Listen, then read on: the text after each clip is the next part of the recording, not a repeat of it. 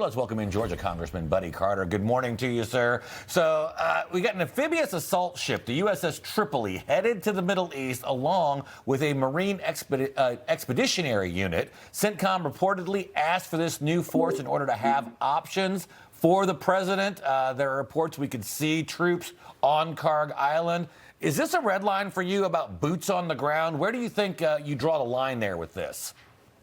Well, first of all, let's make sure we understand. I don't want boots on the ground. The president doesn't want boots on the ground. None of us want that, but we can't take away that option. The president's being very strategic here. He's making sure he keeps all his options on the table. He's not going to let the enemy know what he's going to do or what he's not going to do. So hopefully this is just a ploy. Hopefully we won't have troops on the ground, but the president, again, is being very strategic about this, and as he should be.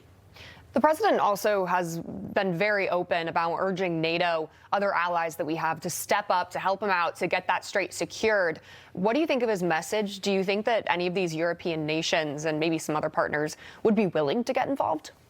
Well, I certainly hope they will, and I certainly expect for them to get involved. Let's face it, we need them now. We don't need them after we complete our mission. We need them now, and they need to understand that. I know that Britain was willing to come after we had already done the heavy lifting. Well, that does us no good. We need them now. We need to get this straight and get this situation to where we get the oil flowing again, and that is something that is extremely important, and for our allies to be with us is very important.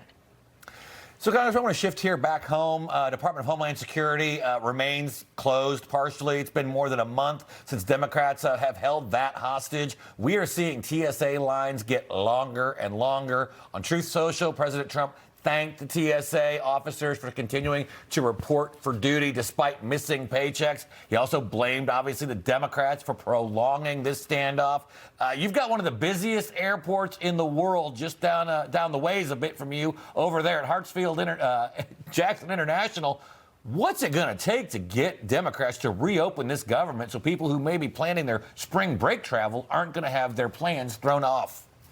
Well, not only that, but the DHS funding is so vitally important. I mean, we need this right now for TSA. We need it to protect American citizens. Yet Democrats and John Ossoff, they're siding with illegal immigrants and siding with terrorists over the safety of the American people. Without DHS funded, we are suffering here. You just reported about the storms that are impacting people. Well, let's remember, DHS funding includes FEMA. We need FEMA right now. People are struggling, and that's going to be important.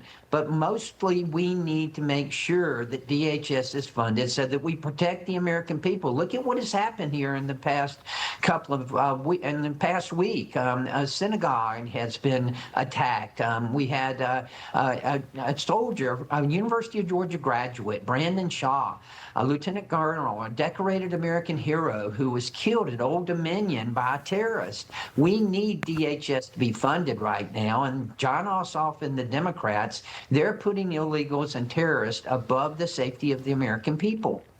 Congressman, you brought up some excellent points about the need for DHS, the importance to have that. Can you expand a little bit more about what other potential problems could occur or pop up if we don't get that?